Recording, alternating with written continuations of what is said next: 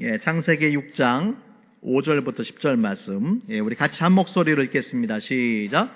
여호와께서 사람의 죄악이 세상에 가득함과 그의 마음으로 생각하는 모든 계획이 항상 악할 뿐임을 보시고 땅 위에 사람 지으셨음을 한탄하사 마음에 근심하시고 이르시되 내가 창조한 사람을 내가 지면에서 쓸어버리되 사람으로부터 가축과 기는 것과 공중의 새까지 그리하리니 이는 내가 그것들을 지었음을 한탄함이니라 하시더라.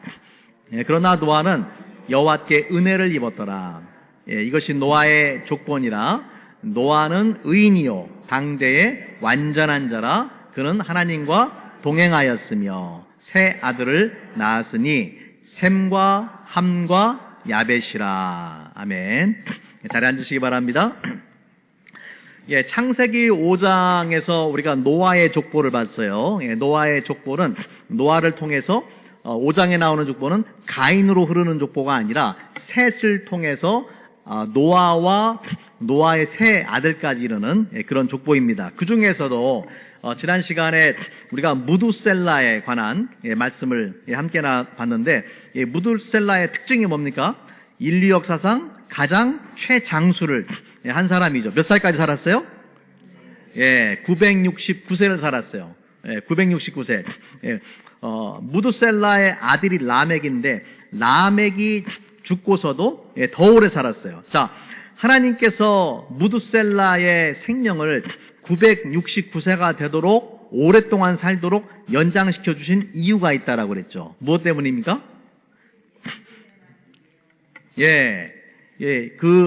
그 비밀은 무두셀라의 이름에 있다. 무두셀라의 이름이 어떤 의미를 가지고 있냐면은 그가 죽으면은 그것이 오리라. 그런 그 예언적 의미를 가진 이름이라고 했잖아요. 그가 죽으면 그것이 온다. 그것이 뭐예요? 홍수가, 하나님의 그 홍수 심판이 무두셀라의 죽음과 함께 온다라는 거. 실제로 우리가 지난 시간에 함께 나눴지만은 그 창세기에 나오는 연도들을 다 계산을 딱 해보니까 무두셀라가 죽은 그 해에 정확하게 홍수가 시작이 된 거예요.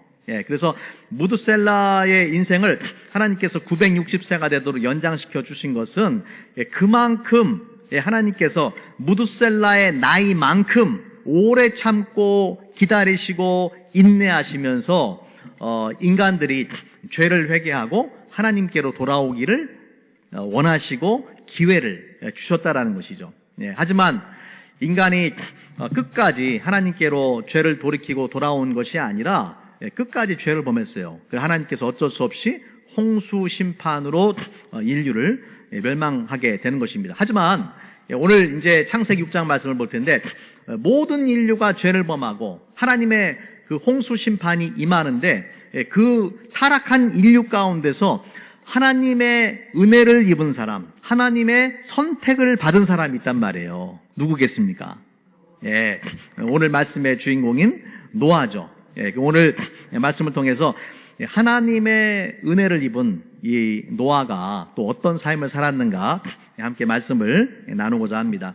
자, 먼저 오늘 말씀에 이제 5절부터 7절 말씀에 보면은 노아가 살았던 시대적인 그 배경이 나와요. 어떤 시대에 살았는가. 한마디로 말해서 죄악으로 하나님을 떠나고 타락한 시대예요. 인간의 죄악과 타락이 절정에 달했어요. 절정에 달했기 때문에 하나님께서 더 이상 두고 보고 기다리실 그 필요가 없었던 것이죠. 자, 5절 말씀, 5절 말씀에 보니까 여호와께서 사람의 죄악이 세상에 가득함과 그의 마음으로 생각하는 모든 계획이 항상 악할 뿐임을 보시고. 자, 보세요. 5절의 마지막 단어가 뭡니까? 보시고죠, 보시고. 마지막 단어라고 했는데 왜 자꾸 항상 다시 보시고. 5절의 마지막 단어는 보시고. 여러분, 하나님이 보고 계신다라는 거죠. 근데 이 단어가 창세기 1장에서는요, 좋은 의미로 사용이 됐어요. 하나님의 창조를 쭉 하시고 보시기에 좋았더라. 보시기에 좋았더라. 보시기에 좋았더라. 계속 반복되다가 마지막 인간을 창조하시고 보시기에 심히 좋았더라. 예. 그러니까 창세기 1장은 인간이 죄를 범하기 전이잖아요. 그러니까 하나님의 형상대로 인간이 창조받았고, 예, 하나님이 만드신 완전한 세상을 만드셨기 때문에 그때 하나님께서 보셨던 세상과 그때 하나님께서 보셨던 인간은 보시기에 좋았단 말이에요. 예, 아무 문제가 없어요. 근데 오늘 말씀의 5절, 5절에 보니까 하나님 보시기에 좋았던 게 아니에요. 예, 1장에서는 하나님의 피조물들이 하나님의 마음에 기쁨을 주고 하나님께서 그걸 보고 흐뭇해 하셨는데, 예, 오늘 6장에 보니까 6장 6절 말씀에 보니까 보시고 어땠습니까? 땅 위에 사람 지으셨음을 한탄하사 마음에 근심하셨다. 예, 여러분 한탄한다라는 단어는 어떤 의미를 갖냐면은 고통 속에서 신음한다. 신음하고 깊은 한숨을 내쉰다. 한탄한다. 그런 의미예요. 또 근심한다라는 말은 찢어지는 마음의 고통으로 짓눌린다. 예, 그런 의미예요. 그러니까 한때는 하나님께서 보시기에 심히 좋았더라고 말했던 인간을 보고 이제는 하나님께서 마음에 한탄하시고 마음에 근심하신다라는 것이죠. 왜 그렇겠습니까? 왜 그렇겠어요? 뭐 때문에? 예, 인간의 죄악 때문에. 예, 하나님의 형상대로 창조받은 인간이 하나님의 뜻을 따라서 예, 선한 삶, 믿음의 삶, 순종의 삶, 하나님 앞에 영광 돌리는 삶을 살아야 되는데 예, 그러한 모습이 아니라 하나님을 떠나서 죄악을 범하고 자기 욕심과 욕망대로 살아가면서 예, 그것을 보고 하나님께서 마음에 고통스럽고 하나님의 마음이 찢어지는 예, 그런 고난과 고통을 경험을 하셨다라는 것입니다. 예, 그래서 여러분 우리가 죄를 범할 때에 여러분 기억하세요. 하나님께서 다 보고 계신다. 보신다.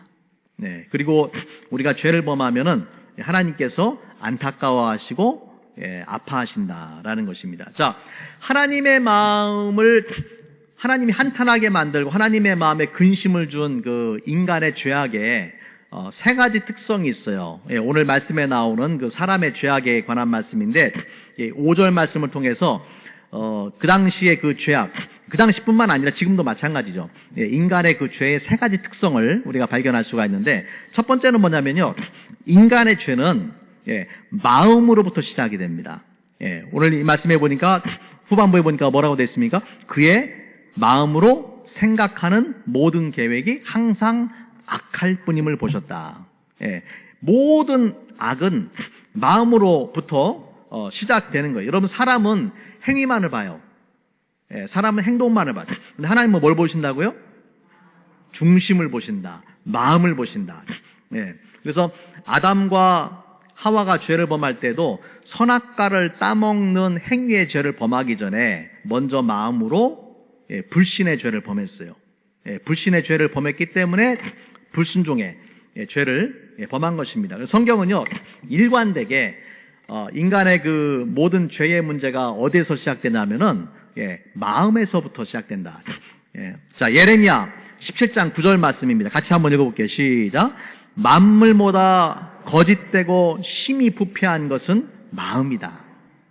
예. 거짓되고 부패한 게 인간의 마음이다. 여기서부터 모든 문제가 시작이 되는 거예요. 자, 예수님의 제자들이 이제 그 유대인의 전통에 따라서 손을 씻고 먹지 않으니까 예, 유대인 바리새인들이 비난을 하죠. 그때 예수님께서 마태복음 15장 17절부터 20절 말씀에 보면 이렇게 말씀을 합니다. 자, 입으로 들어가는 모든 것은 배로 들어가서 뒤로 내버려지는지를 알지 못하느냐. 예, 입에서 나오는 것들은 마음에서 나오나니 이것이야말로 사람을 더럽게 하느니라. 예, 입으로 들어가는 게 더러운 게 아니다. 입에서 나오는 게 더럽다. 왜 그렇습니까? 입에서 나오는 것이 무엇으로부터 나와요? 마음으로부터 나온다. 예, 근데 그 마음으로부터 어떤 게 나오느냐? 예, 마음에서 나오는 것은, 예, 보세요. 악한 생각과 살인과 간음과 음란과 도둑질과 거짓 증언과 비방이니 이런 것들이 사람을 더럽게 하는 것이요 씻지 않은 손으로 먹는 것이 사람을 더럽게 하지 못하느니라. 예, 보세요. 인간의 마음이 만물보다 심히 부패하고 인간의 마음속에 악한 생각, 살인, 간음, 음란, 도둑질, 거짓 증언, 비방 이런 것으로 가득 차 있기 때문에 거기서부터 모든 인간의 죄악이 시작이 된다라는 것입니다. 그래서 인간의 행위가 변화되는 것은요, 행위를 변화시켜서 되는 게 아니에요. 예, 인간의 문제가 마음의 문제이기 때문에 인간이 변화되는 것도 마음으로부터 변화가 시작되는 거예요. 예, 마치 뭐가 같냐면은 말하고 마차가 있어요. 그러면은 뭐에다가 채찍질을 해야지 갑니까? 예, 말에다가 채찍질 해야지 마차에다가 채찍질 한다고 하는 게 아니잖아요. 그러니까 사람의 행동만을 변화시키려고 하는 것은 변화가 안 돼요. 죄를 범한 사람이 교도소 갔다 오면 더 좋은 사람 돼서 나오죠? 아니요. 더 안 좋은 사람들이랑 어울려가지고 더 나쁜 것들 배워서 계속 그 죄를 범하잖아요. 예. 어떤 규제를 통해서 벌을 통해서 행동을 규제하려고 하는 것은 한계가 있어요. 예. 마차에다가 대고서 채찍질을 한다라고 해서 마차가 하는 게 아니에요. 말을 채찍질해요. 그러니까 결국 이 마음이 변하면은 행동이 바뀌게 되지만은 행동만을 규제한다고 사람이 바뀌는 게 아니라는 거예요. 그래서 로마서 12장 우리 2절 말씀 잘 아시는 말씀인데 같이 한번 읽겠습니다. 시작.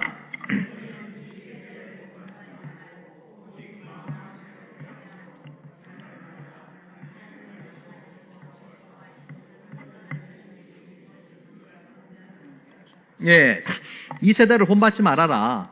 본받지 말고 변화가 돼야 되는데 어떻게 변화가 됩니까? 마음을 새롭게 함으로 변화를 받아라. 예, 그 변화가 마음으로부터 시작이 된다라는 거예요.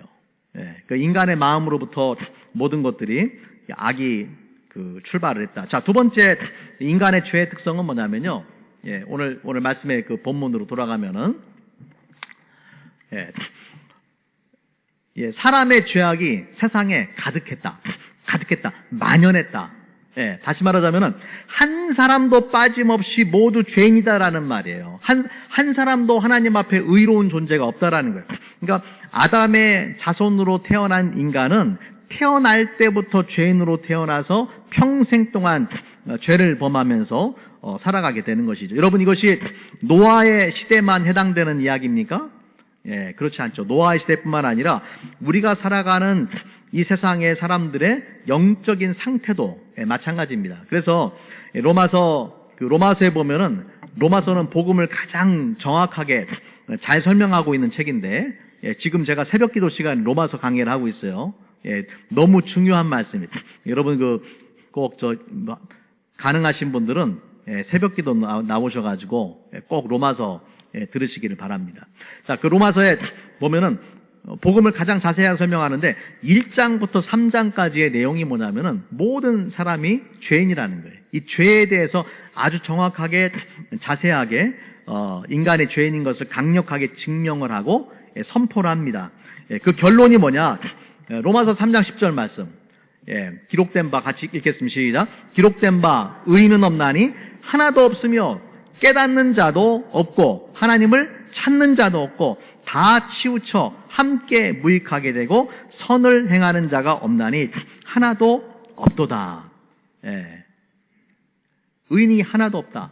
깨닫는 자도 없다. 하나님을 찾는 자도 없다. 선을 행하는 자가 없다. 또 3장 23절 말씀해 보니까 모든 사람이 죄를 범하였음에 하나님의 영광에 이르지 못하더니 모든 사람에는 예외가 없습니다. 저와 여러분도 마찬가지죠. 예외가 없이 우리는 모두 죄를 범하고 하나님의 영광에 이르지 못했다. 자, 세 번째 그 인간의 그 죄의 특징이 뭐냐면요. 인간의 죄는 지속적이에요. 지속적. 그래서 오늘 말씀해 보니까 모든 계획이 항상 악했다. 항상이라고 말씀하고 있어요. 항상. 끊임없이 지속적으로 죄를 범한다. 한마디로 인간의 전적인 타락을 말하는 거예요. 전적 타락. 그래서 인간은요 전적으로 타락했기 때문에 자기 스스로를 구원할 수 있는 상태가 아니에요. 구제불능이에요. 인간 스스로가 선을 행하고 인간 스스로가 의로워지고 인간 스스로가 구원받을 수 있는 가능성은 1%도 안 돼요. 지로예요, 지로. 그래서 여러분 이것을 우리가 인정하는 것이 굉장히 중요합니다. 인간의 죄성과 타락을 인정하는 것이 우리가 구원받기 위한 첫 단계예요. 그래서 우리가 겸손하게 내 자신에 대해서 높은 평가를 하면 안 돼요. 나는 의로운 사람이야, 착한 사람이야. 그런 생각하는 사람은 구원받을 수 없어요. 자기 자신에 대해서 철저하게 실망하고 나는 안 되는 사람이야. 철저하게 실망을 하고 또 내가 죄인이라는 것을 겸손하게 인정하는 사람만이 예수 그리스도를 통한 하나님의 은혜가 얼마나 소중하고 값진 것인지를 깨달아 알게 되는 것입니다. 그래서 신학자인 칼빈은 칼빈의 그 Five Points of Calvinism, 그러니까 캘비니즘의 5가지 중요한 진리죠. 중요한 진리가 나오는데 여기 보면 이제 이거를 튤립이라고 불러요. 튤립. 왜 튤립이라고 부르냐면은 여러분 튤립 아시죠? 꽃 아시죠? 왜 튤립이라고 부르냐면은 그 튤립의 TULIP를 에크로님으로 이렇게 에크로님 뭐라고 그래요? 그거를 이게 그것이 첫 번째 글자가 되어서 설명을 하기 때문에 튤립이라고 합니다. T stand for total depravity. U stand for unconditional election. L stand for limited atonement. I stand for irresistible grace. P stand for perseverance of the saints. 그래서 전적인 첫 번째 단계가 뭐냐면은 그 복음의 내용이 첫 번째 단계가 뭐냐? 전적인 타락. 두 번째는 무조건적인 선택. 세 번째는 제한된 속죄. 네 번째는 저항할 수 없는 은혜. 다섯 번째는 성도의 견인. 이 5가지가 이 캘비니즘의 5대 강령, 가장 중요한 그런 그 요약입니다. 근데 그 첫 번째 단계가 뭐냐? 전적인 타락이라는 거예요. Total depravity. 그래서 인간은 완전히 전적으로 타락을 했기 때문에 스스로를 구원할 수 있는 가능성이 전무하다는 거예요. 여러분 이것을 우리가 먼저 인정하고 받아들여야만 예수 그리스도를 통한 십자가의 그 구원의 은혜를 경험을 할 수가 있는 것입니다. 자, 이렇게 인간의 죄가 마음으로부터 시작되고 모든 사람들이 죄를 범하고 항상 죄를 범하는 이런 상태에 이르렀기 때문에 하나님께서 어떤 결정을 하시느냐. 오늘 말씀에 7절 말씀해 보니까 어떻게 하십니까? 내가 창조한 사람을 내가 지면에서 여러분 쓸어버린다라는 것은 씻는다, 빤다, 닦는다 그런 의미를 가지고 있어요. 이것은 홍수 심판을 말하는 거예요. 쓸어버리되 사람으로부터 가축과 기는 것과 공중의 새까지 그러하리니 이는 내가 그것들을 지었음을 한탄함이니라 하시니라. 그 하나님의 결정은 의로우신 하나님은 결국에 그 인간의 죄를 더 이상 두고 볼 수만 없기 때문에 결국에 하나님께서 홍수 심판을 하시게 되는 것입니다. 여러분 저와 여러분은 오늘날 또 다른 심판을 기다립니다. 어떤 심판일까요? 예수님의 재림을 통한 심판이에요. 여러분 예수님의 재림은 우리 믿는 자들에게는 그 구원의 완성이 되지만 믿지 않는 사람들에게는 하나님의 심판의 날이죠. 중요한 것은 예수님이 재림하실 때의 시대적 상황도 노아의 시대와 같을 것이라는 것을 예수님께서 말씀을 해주셨어요. 그래서 마태복음 24장 37절부터 39절 말씀해 보니까 이렇게 말씀을 합니다. 노아의 때와 같이 인자의 임함도 그러하리라. 홍수 전에 노아가 방주에 들어가던 날까지 사람들이 먹고 마시고 장가들고 시집가고 있었으며 홍수가 나서 그들을 멸하기까지 깨닫지 못하였으니 인자의 임함도 이와 같으리라. 예, 어떤 말씀이에요? 예수님이 재림하시는 그때의 사람들의 삶이 노아 시대에 하나님께서 홍수 심판을 할 때의 사람들의 영적 상태와 똑같을 것이다. 똑같을 거라는 거예요. 예, 깨닫지 못하고 결국에 끝까지 죄를 범하다가 모두 죽게 되는 것이죠. 예, 여러분, 하나님 알지 못하고 살아가는 그 사람들의 삶은요, 여러분 크루즈와 같습니다. 크루즈. 예, 크루즈를 타고서 그 안에서 먹고 마시고 춤추고 흥청망청 살아가는 거예요. 근데 문제가 하나가 있어요. 어떤 문제입니까? 이 크루즈가 점점 침몰해 가고 있어요. 예, 결국에는 완전히 물속에 잠겨가고 있는 것이죠. 예, 그것이 바로 하나님을 알지 못하는 사람들의 삶이에요. 예, 하나님 없이도 이 땅에서 잘 사는 것처럼 보여요. 재밌게 사는 것처럼 보여요. 내가 하고 싶은 거 하는 것처럼 보여요.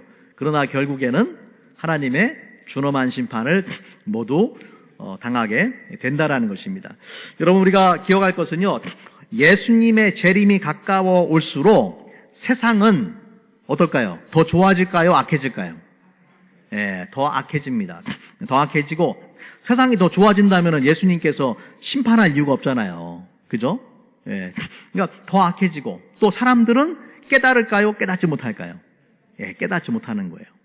예, 세상은 더 편리해지는 것 같지만은 더 점점 악해지고, 사람들은 영적인 일에 관심이 없고 하나님을 찾지 않고, 예, 여전히 죄악 가운데서 기쁨을 누리면서 그렇게 살아가는 거예요. 깨닫지 못합니다. 예, 그렇기 때문에 우리 믿는 자들은 예수님의 재림이 가까워 올수록 정신을 바짝 차리고 살아야 되는 거예요. 예, 우리가 깨어서 정신 바짝 차리고 넓은 길, 하나님 알지 못하는 사람들이 가는 그 길을 가지 않고 좁은 길을 가야 됩니다. 또 우리가 정신 바짝 차리고 기도해서 우리의 자녀들 멸망의 길로 가지 않도록 붙잡아줘야 되는 거예요. 예, 그것이 우리 믿는 자들의 사명입니다. 자, 세상의 심판이 점점 가까워 오고 있어요. 하나님의 심판의 시간이 임박하고 있어요. 하지만 그 가운데서 은혜를 입은 사람이 있습니다. 그게 누굽니까? 예, 노아죠. 예, 그러나 오늘 말씀해 보니까 그러나, 여러분 이 그러나가 너무나 중요한 그러나예요. 그죠? 그러나 지금 세상은 타락하고 하나님께서 심판을 작정하시고 심판을 실행하시려고 하는 그 순간인데, 그러나 예, 노아는 하나님께 은혜를 입었더라. 예, 마치 그 밤하늘이 어두울수록 예, 별이 더 빛나 보이는 것처럼, 예, 노아는 그런 존재였어요. 하나님께서 노아라는 한 사람을 선택해서 하나님의 인류 구원의 계획을 지속해 나가십니다. 예, 하나님의 인류 구원의 계획이 뭐겠어요? 예, 물론 첫 번째는 방주를 통해서 노아와 노아의 가족이 구원받는 것이지만은, 하나님의 궁극적인 인류 구원의 계획은 누구를 통해 이루어집니까? 예수 그리스도를 통해서. 예, 만약에 하나님께서 노아를 포함한 모든 인간을 다 없애버렸다, 그럼 다 끝나버리는 거잖아요. 예, 그런데 하나님께서 뭐라고 약속하셨느냐? 우리 잘 아는 것처럼 창세기 3장에서 아담과 하와가 죄를 범했을 때에 하나님께서 어떤 약속을 주셨어요? 예, 여자의 후손이 뱀의 머리를 상하게 할 것이다. 이게 원복음이라, 원복음, 원시복음, 예, 오리지널 가스펠. 이게 복음의 시작이에요. 그러니까 하나님은 이 약속을 주셨기 때문에 이 구원의 계획을 반드시 이루셔야 되는 거예요. 그래서 노아라는 사람을 하나님의 은혜로 선택을 하시게 되는 것입니다. 노아는 홍수 심판의 유일한 생존자가 되어서 여자의 후손으로 오시는 예수 그리스도의 계보를 이어가게 되는 것입니다. 자, 어떻게 그 많은 사람 중에서 노아가 하나님의 구원 계획의 도구로 사용이 되었느냐? 그 이유가 이제 7절에 나와 있죠.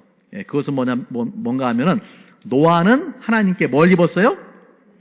은혜를 입었다. 여러분, 성경에서 이제 은혜라는 단어가 많이 등장하잖아요. 은혜라는 것은 굉장히 중요한 그 신학적인 개념인데, 성경에 은혜라는 단어가 첫 번째 나온 것이 바로 창세기 6장 8절의 말씀이에요. 그 은혜에 해당하는 첫 번째 수혜자가 바로 노아라는 거예요. 노아.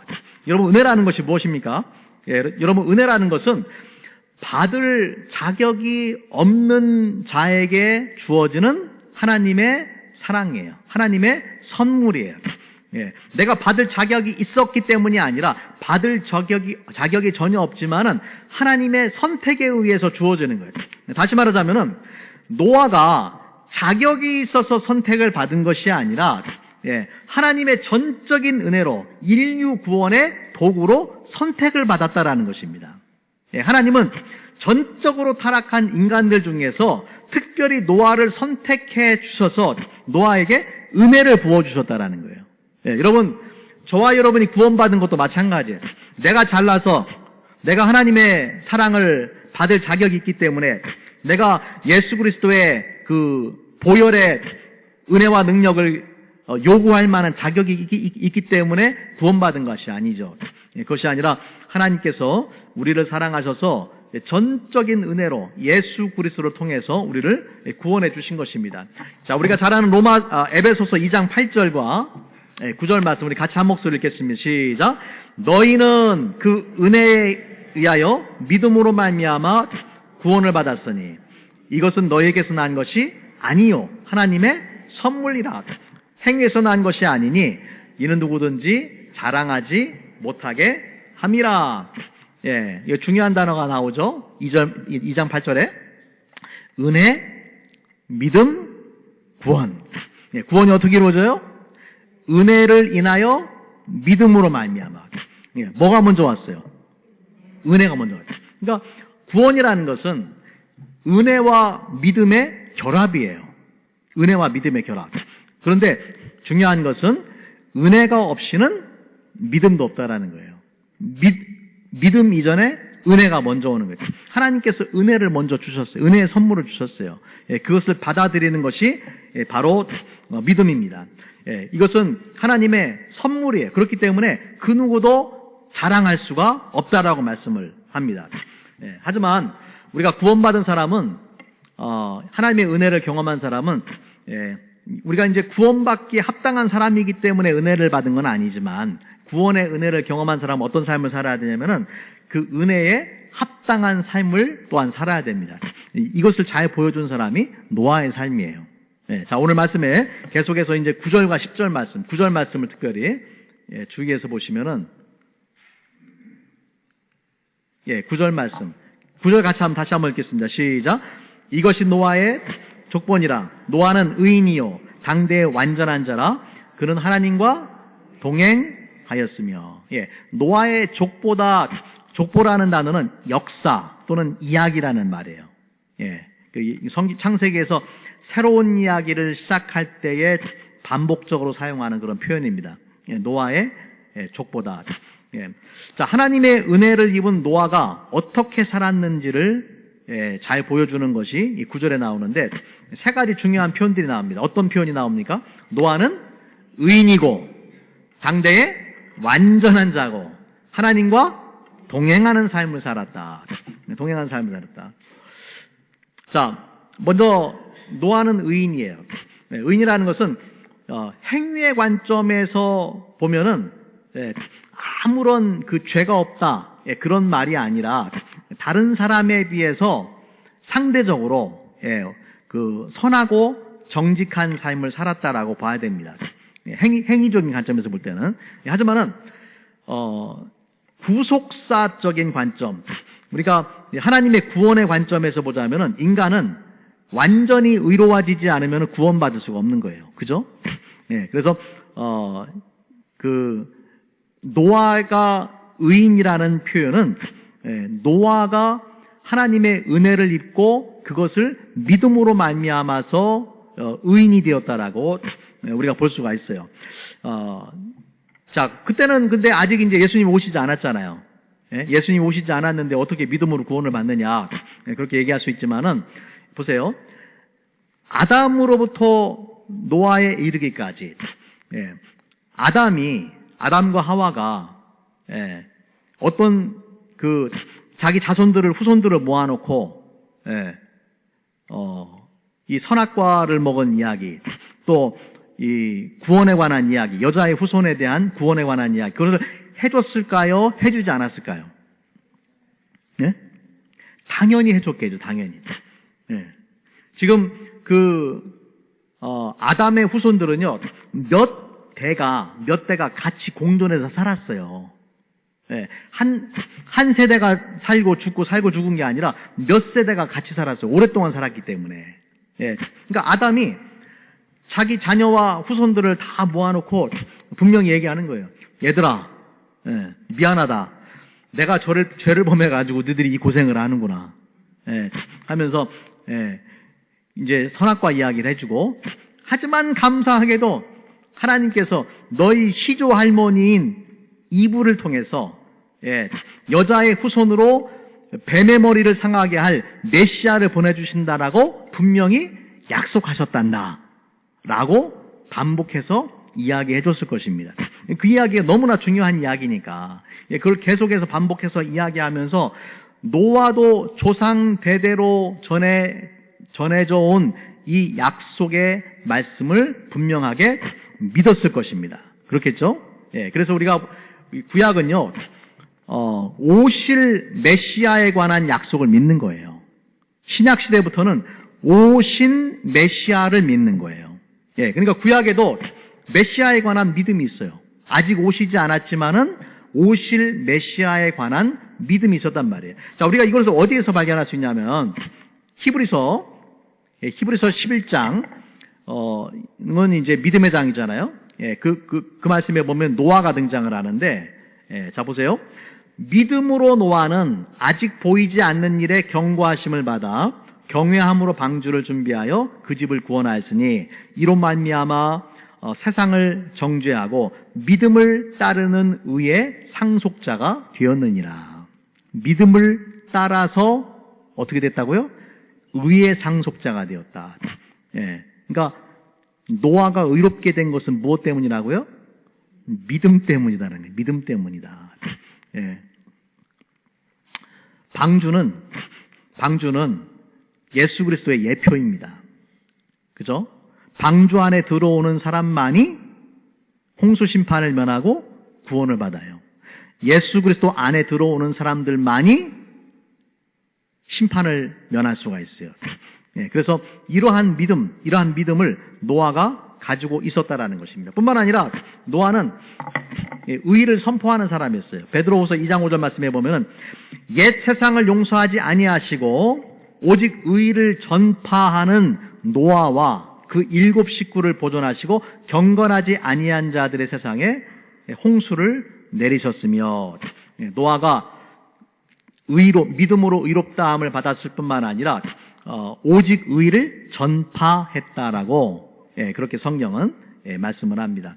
첫 번째, 그래서 이 하나님의 은혜를 입은 그 노아의 특징은 의로운 삶을 살아가는 것이고, 자, 두 번째 뭐냐면 노아는 완전한 자다, 그렇게 말씀을 했어요. 예, 완전하다는 것은 흠이 없다, 완벽하다, 충분하다, 예, 그런 의미인데, 여러분 여기서 완전하다라는 말도 행위의 기준으로 보자면은 상대적인 완전을 의미하는 것이고, 영적으로 믿음의 기준으로 보자면은 믿음으로 말미암아서 노아가 완전한 자가 된 거예요. 그러니까 타락한 세상 속에서 하나님의 은혜를 입고 믿음으로 의로운 사람이 되고 완전한 사람이 되었다라는 것입니다. 예, 그렇기 때문에 노아는 이 세상에 죄악된 사람들의 그런 문화 속에 젖어들지 않고 하나님의 말씀에 순종하는 삶을 살았던 것입니다. 자, 마지막으로 이 노아의 삶의 특징이 뭐냐면 하나님과 동행했어요. 예, 하나님과 동행했다. 예, 여러분 이 하나님과 동행했다는 표현을 우리가 어디에서 봤습니까? 에녹에서 봤어요. 에녹. 노아의 조상인 에녹처럼 이 노아도 하나님과 동행하는 삶을 살았어요. 하나님의 임재 안에 살았어요. 하나님의 시선과 하나님의 음성에 민감한 그런 삶을 살았다는 것입니다. 자, 하나님과 동행하는 삶에 대해서는 이미 제가 그 에녹에 관해서 설교를 하면서 나누었습니다. 하나님과 동행하는 삶은 간단하게 말해서 믿음의 삶, 거룩한 삶, 순종의 삶이에요. 예, 뭐라고요? 세 가지? 믿음의 삶, 거룩한 삶, 순종의 삶. 이것이 하나님과 동행하는 그런 삶이에요. 그래서 노아는 믿음의 삶, 거룩한 삶, 순종의 삶을 살아서 어디까지 순종했느냐? 방주를 지을 때까지 순종을 했어요. 자, 우리가 기억할 것이 하나 있습니다.